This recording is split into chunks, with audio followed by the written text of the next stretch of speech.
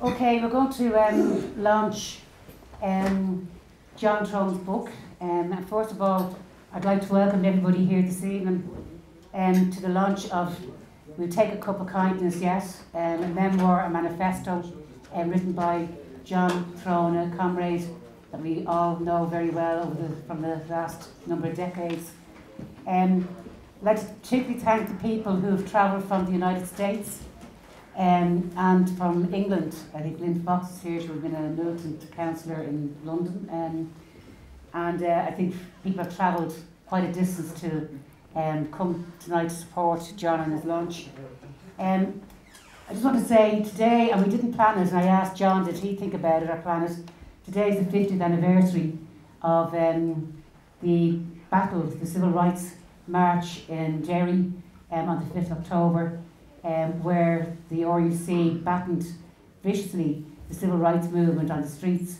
And that civil rights movement really came from the housing action committees that were spreading up around Derry and parts of Northern Ireland at the time, and the inequality of housing. And that just sort of struck me. That was obviously the time and period that John was becoming active in his politics. He was just saying to me there that he wasn't actually on that demonstration, but he drove up after seeing it on the news that night, the following day, to actually go in and talk to people and organise people. And maybe, John, you can develop that a little bit, or mention it. I read most of the book. It's a personal and political memoir, a struggle of your own personal life and political life. But I think also the thread going through it is a thing about the question of how we keep sectarianism out of working class politics, and it is a thread, I think, that's going through the book. And I hope maybe develop a few of those points. And I think that is a task facing us today in Ireland, and lesser or the same extent throughout the world as such. I just want to lay a marker really before I bring John in. On Wednesday, we saw an absolutely fabulous demonstration out in the streets of Dublin, midweek, the Raise the Roof, organised by the Irish Council Trade Union, 10 to 12,000 people on that demonstration. But what was very, very significant was that nearly half of them were students organised by the students' unions. And they were chanting 1, 2, 3, 4, we are in a class war. There were chants that were really, getting very, very political. A lot of people were sort of stunned and shocked by those type of slogans. And I think that sort of links into the question of the civil rights movement, which came from the housing issue. This is a housing issue. This is housing inequality in our city, in our country. And those young people are coming onto the stage for nearly the first time in a long time on really economic issues. They're the key in the Take Back the City campaign, where they're taking over vacant properties around the city. They're all young people getting involved in protests and coming to conclusions that neoliberalism is not going to serve them any purpose over the next future. So I think that's very important that we maybe mark that as an issue that is happening and developing in our own city. I'm going to bring John in now. Can I just say I'm really privileged and honoured to be assisting in the launch of this book, and I see very many comrades here that are involved. I think Andrew was saying it's nearly like a reunion, that have been through their own political struggle and their own parts of developing their own lives over the last decades as well. So I'm really delighted to see you here. And I'm going to hand it over to John, and hopefully we'll have a good and strenuous and strong discussion about some of the issues that you're raising in the book, John. Okay? Thank you.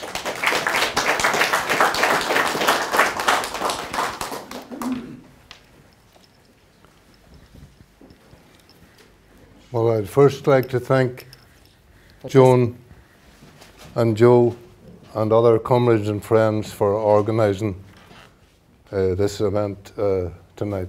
Thank you.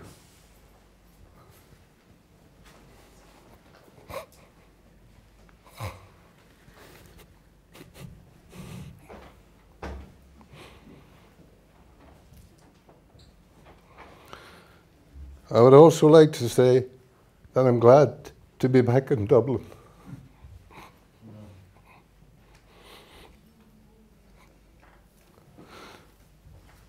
When I think of Dublin, I think of the 1913 lockout, Kilmainham Jail, Conley, and James Joyce. And when I come back now and I see that the boot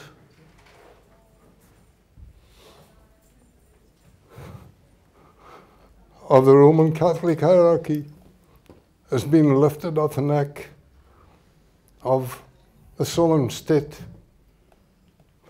and I rejoice in that. But I also worry when I see the smug right-wing political parties slip away from their responsibility to that.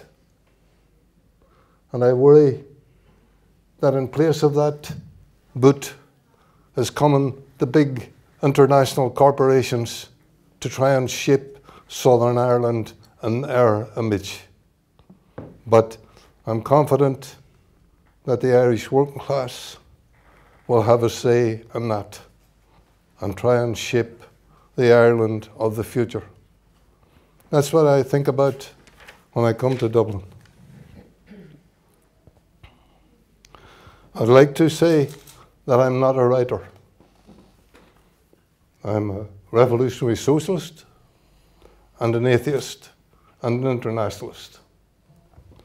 I've written 2 books, The Donegal Woman, which without an agent, self-published, is now over 30,000 copies printed and was number 2 on the bestsellers in Northern Ireland. And I wrote that to further my political ideas. And I wrote it also because I came to realize, in my opinion, that the left has underestimated the special oppression of women.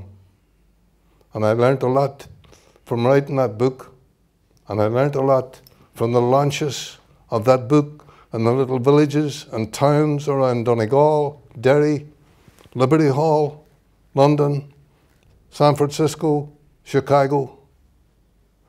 And it also has helped me, I believe, to see that we live in a period when the women of the world are rising up. You see it in the United States, you see it in Brazil a few days ago, in Poland, in Russia, and of course in Ireland and in many other countries. So I would like to share with you an ambition I have for the Donegal Woman and a request for assistance. In the United States at the minute, in 6 different states, new workers' movements have rose up. The teachers and the educators' movement. And the leaders of all of these are women. Every one of those leaders has received a complimentary copy of the Donegal Woman from me. You might have seen on TV here where 2 women confronted Flake, that Republican, in the elevator and terrified him till he tried to have to make a little half back down. The day before Bonnie and I left, I posted a copy to each of those women. One of them's name's Gallagher, maybe from Donegal, who knows. So the request I'd like to make here, I don't have an agent for books, I can't get an agent for any of these books. See yourself as an agent for the Donegal Woman. And everywhere you see a woman rising up, make a small investment. Get on to Books.ie and post that person a copy. Make it part of this new movement. That's a request that I would have to the meeting tonight. So I'm probably living in the US too long, so I'm marketing the Donegal Woman.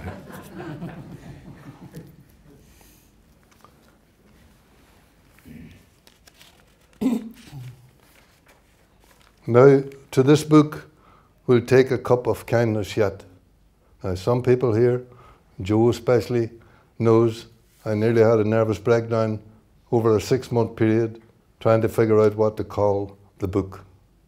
And I had already decided to call it A Change Is Gonna Come, after the Sam Cooke song. But I thought I would try and pay a tribute to the Black Revolt in some other way. This title is, as you know, a line out of Auld Lang Syne. And it also, I picked it for a number of reasons. One is the word kindness. They did an opinion poll in 37 countries, and they asked women, what was the quality you preferred most in a partner? And kindness came top. But you read the capitalist propaganda, and kindness does not exist. Also, the title is not asking for kindness. It says we will take it. And also, Robbie Burns, when he was buried, the British government sent the military to put a ring around his funeral because they thought there would be an uprising. This is the man also who was a radical and a fighter.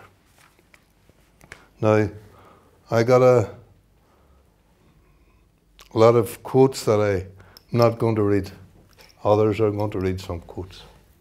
So I want to explain why I wrote this book and what is the theme of this book and what do I hope to achieve with this book.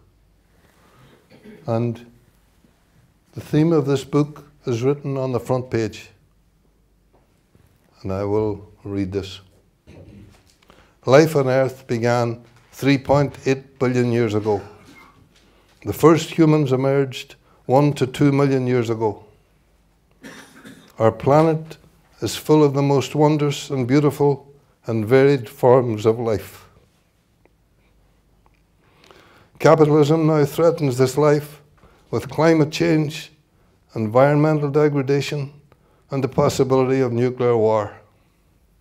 However, there is an alternative. The collective power and the collective brain of working people worldwide acting together can end capitalism and establish a democratic, sustainable, socialist, peaceful world. That's what this book is about. We're in a race against time, in my opinion. If capitalism is not eradicated in the decades ahead, then I think it will destroy life on Earth as we know it and wipe out the human species. I may be alarmist on that, but I don't think so. I read where the Pentagon is obsessed with climate change. A question I have, and if I was able to add another bit onto this book now, I'd add on another bit about it, is why is the working class and why is the left not obsessed with climate change? Because we can win all the wage increases, all the jobs, all the housing we want, but if climate change is as they are saying it is, then the human species can be wiped out.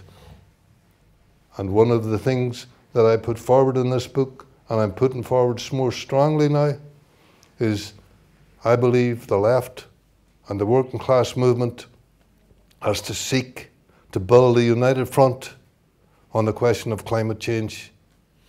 And that can even draw in sections of classes that we never thought we could draw on in the past. So that's what this book tries to argue and tries to convince people that it's the responsibility as a human being, it's a responsibility as a parent in particular, to take up the struggle against capitalism, or capitalism will destroy life on Earth. Now, the book has a lot of personal stuff in it, and it's deliberate, because I want to try and, let me rephrase that, I think that a lot of people find it difficult to be part of a revolutionary socialist movement, because when they read the revolutionary socialist material, it's very theoretical, very historical, but it's almost as like there wasn't a person in there going through that. So I try and write in this book about where I was born,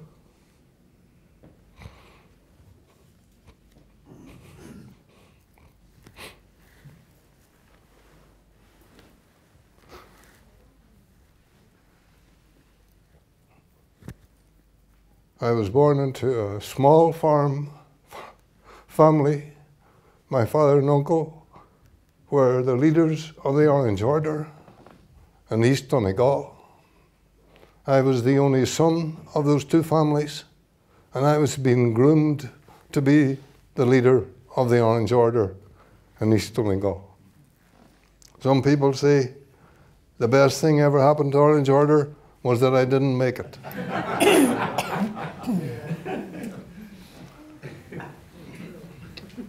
So that was, I try and deal with that. But I also try and deal with my family as human beings.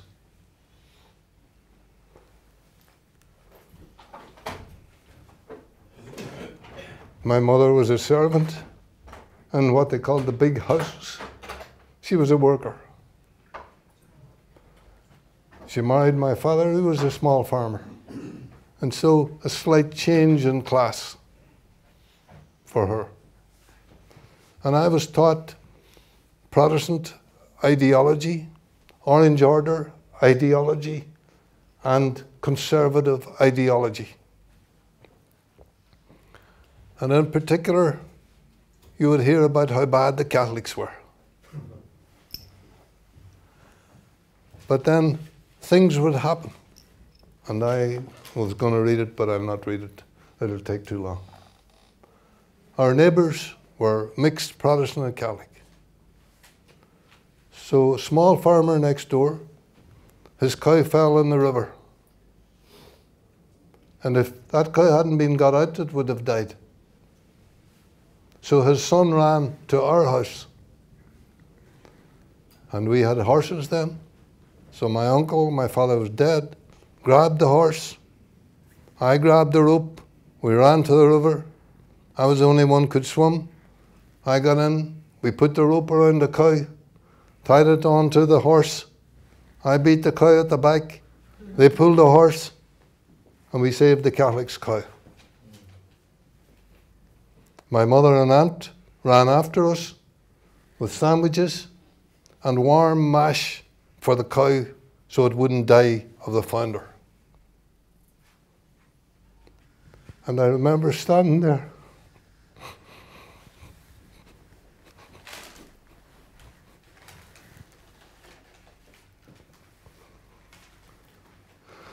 on the bank of the River Finn and thinking, there's something wrong with this story.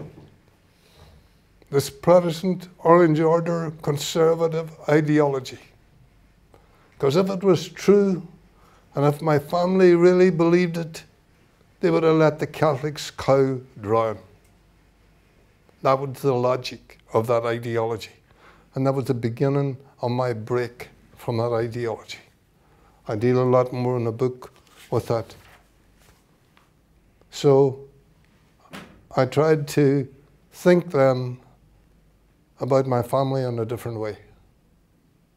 That the ideology that was pumped into their head was contrary to the good hearts that they had. But it was dominant, that ideology, because it came with little privileges. So that was the beginning of my breakaway from that ideology. Now, I deal with a lot of things in that book, personal. People will know there's a chapter called The Drink, which I decided not to have any until I was sure I escaped from that rural backwardness. There's a chapter in there called The Sex. There's also other chapters in there, but I put those chapters in there to try and explain to people and make people think that If you're going to be an effective revolutionary, you have to recognize that you're a human being. And people who are looking from the outside at the stage and considering being revolutionaries should try and understand that as well. So that's why a lot of that personal stuff is in there. The other aspect of me breaking from that background is that I went away. I went to Canada. I worked in an iron ore mine for a little while. I worked in a lumber camp for a little while. I joined the Merchant Navy. And through those, I visited New York City. Heather's here from New York City today, thank you. And I met people there who taught me things.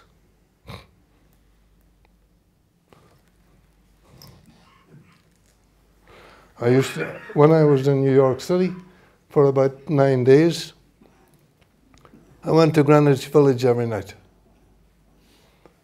And there was this music that I didn't understand. And it was the blues. So I went into the pub and I said to this black man sitting there, "What kind of music is that?" And he said, "What kind? That's the blues." And he said, "Where are you from?" I said, "I'm from Ireland." He said, "You must need the blues over there too." And that's when I thought, did my father drink because he had the small farmer Protestant Orange Order blues? So I learnt the blues. But I also met other people on those travels. In the iron ore mine, I met a man called Marty, a native Canadian, the only Indigenous Canadian working in the mine. And he taught me that they took him away from his tribal people, wiped out his history, changed his name, and then he said to me, "But that's not an Irish name you have." And he made me think who I was, what I was. So I was in a merchant ship and I met a man called Spanish. Everybody was known by their country. And he had fought in the Spanish Civil War. I never heard of the Spanish Civil War. He fought against Franco. He couldn't go back. And he was best friends with a black man from the Cape Verde Islands. He was known as Verdes. I was known as Irish. And they were the ship's bosun and the ship's carpenter. They had their own little galley. But for some reason, they had some notion that it was good to come up to talk to me on the ordinary seaman's galley. So every night they'd come up and make me laugh and tell me stories and educate me about racism. And that's how I heard of Franco. I never heard of Franco before. The ship then went to Vietnam. And I didn't know anything about politics really, but I knew American. I didn't know what to call it then, but I just called it America. I knew America couldn't win that war. And I came back to Ireland, and I was confirmed in my belief that the systems that existed in the world were rotten. Oh, on the merchant ship, I visited Gdańsk in Poland. And I saw that there was something wrong with that also. So I came back confirmed in my belief that no system existed in the world that was right. But I had no idea what the alternative was. And that's why I have a chapter in there called Declassed, because I'd moved out of the small farmer class. When I was away, I became part of the working class. And when I came back, I made money smuggling, poaching fish, different kinds of jobs, worked for my uncle sometimes. So I was declassed, and I was sinking into become a lumpen proletarian. But I was lucky. You know, I used to poach fish with this guy, and he said, "You're lucky, Throne. If you fell in the river, you'd come out with a salmon in each pocket." So I thought, well, it might be an exaggeration, but I don't know what that means to be lucky, but if there is such a thing, I'm lucky. And I'm lucky because I lived near Derry. And as Joan says, in a coincidence, of course Joyce doesn't think there's any coincidences, so I don't know if there is or not, but 50 years ago, today, this date, was that march that Joan referred to in Derry. And I didn't go to that march. I read about it. But the next morning, Sunday morning, I got up out of bed in that farmhouse outside Lifford, and I drove to Derry, and I knocked on the door of Cathy Harkin, who was the secretary of the Derry Labour Party, and I remember what I said. I said, Cathy, I got to get involved with this. And the streets were littered with broken bottles, rocks of the fight of the night before. And Cathy didn't like getting up early in the morning, so she thought, what the hell is he doing at the door knocking me up at this time of the morning to get involved in some sort of thing? So she said, okay, here's the date of the next meeting, come along. And closed the door, went back to bed. And I drove over to the Protestant area in Derry, the fountain. There were no rocks, there was no bottles. It's a different world. And I thought, do these people know how their world has just changed? And I didn't know if they did. But I knew that my world had changed by that uprising. And I came to a conclusion then that, and I've lived by this for the rest of my life, I've tried to, that anything that I saw that I thought was wrong, I would speak against it, and I would try and organize against it. And anything that I saw that I thought was right, I would speak for it and try to organize for it. And those are the guidelines of my life.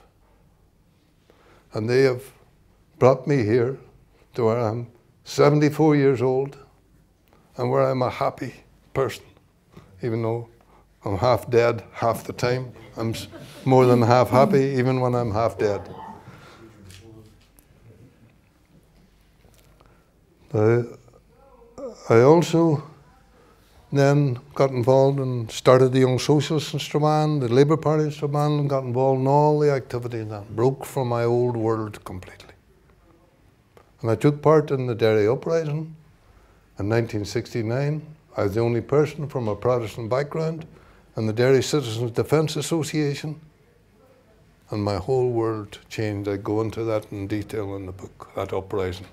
How when the petrol bomb factory ran out of petrol, myself and another member of the Labour Party, we drove out, broke onto a gas station, a petrol station, stole the petrol, took it in.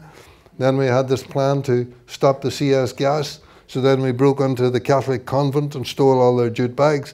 And we laughed and thought we're non-sectarian, we're stealing from the Protestant gas station and the Catholic convent, so we're doing good, so everything is going well. So I learned a lot out of that.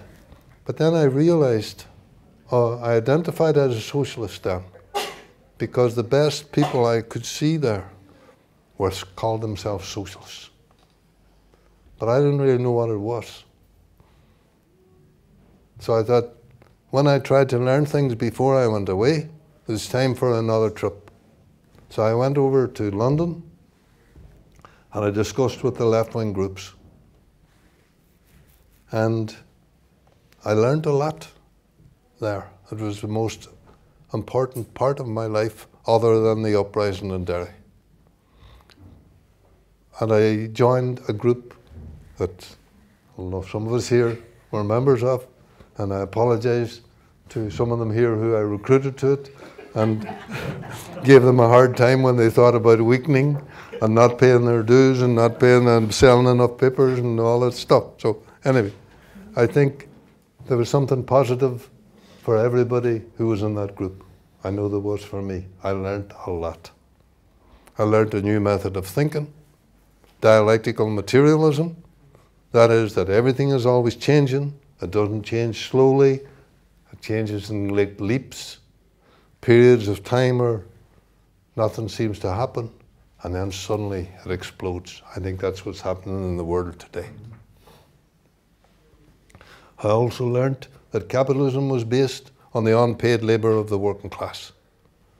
Opened up my whole understanding and my whole world. And I joined the militant group, not the SWP, not the other SLL, not other groups and so on, because they were oriented to the working class, in my opinion, and tried to build a base in the working class. And I came back to Ireland. On my trip there, I also learnt that there were things called the First, Second, Third and Fourth International, which I'd never heard of before. And it was time to build an international revolutionary organisation. So I came back to Ireland, and I came down to Dublin, and contrary to what you will read or not read in pages of old organisations which long ago blessed themselves that they'd got rid of me, you will either hear nothing about that or you will hear slanders about that. It means nothing to me.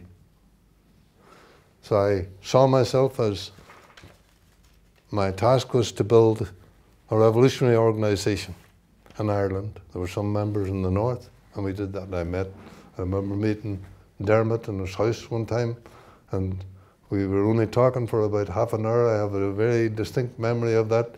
I was busy explaining to Dermot how you build a revolutionary party, you got to join up and all that. And he interrupted me, and I had a copy of the transitional program, if I remember it.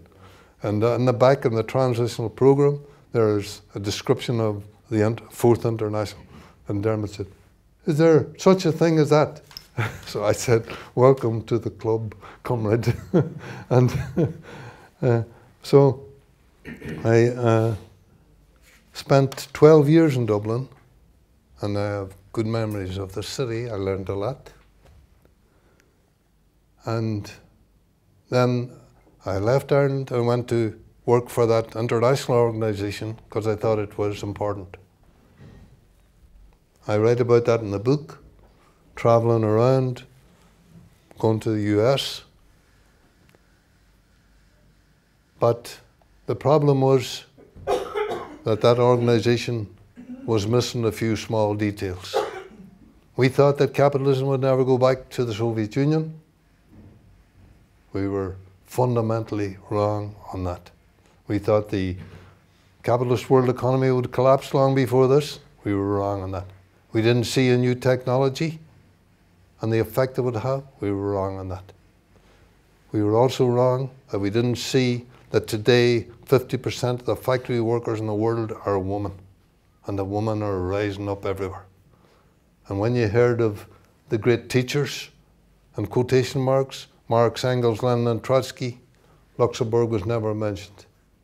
Every time I talk about theoreticians now, I mention Rosa Luxemburg. But that wrong view of the world need not necessarily have wrecked that organisation. It had achievements. It led the poll tax movement. 18 million people not paying the poll tax. Liverpool, Scotland, here in Ireland, we built an organisation of 400 people when I left, of Protestant and Catholic united working class young people in the main. But what wrecked it was not the wrong ideas. What wrecked it was that at the top you had a problem of the male ego. And one theoretician said, revolutionaries need an ego, but the ego needs to be harnessed to the needs of the revolution. And unfortunately, the majority of the people at the top, their ego was harnessed to their own petty ambitions. And they couldn't admit the mistakes they made. And a few of us wanted to admit the mistakes we had made also, and insisted on that. And we were expelled. We have Lisa, Richard, and I was expelled from that organisation at that time.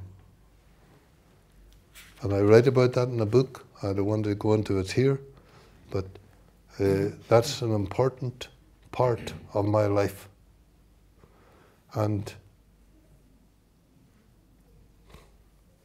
I hesitate to say that was the best thing ever happened to me, to be expelled, because it's not exactly true. But old comrade in South Africa, who's now dead, he gave me the expression to describe what that was. That unshackled my thinking. I no longer put the line and fought for the line ferociously. I had general ideas, which I still believe in, but it opened up my thinking. It allowed me to contemplate different ideas and so on. I remember selling the paper at the GPO. I used to sell it every Saturday at the General Post Office here, where all the left-wing groups sold the paper. And a young man used to come and stand in front of me and read the paper, and he'd never buy it. I'd get mad with him. He'd read it. Then he said to me one day, he said, you know, I'd nearly join your organization. He said, only one problem. I said, what's the problem?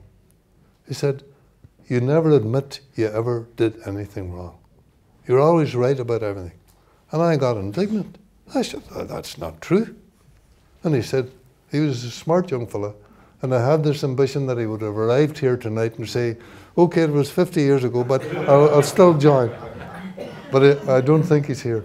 And he said, he was a smart young fella.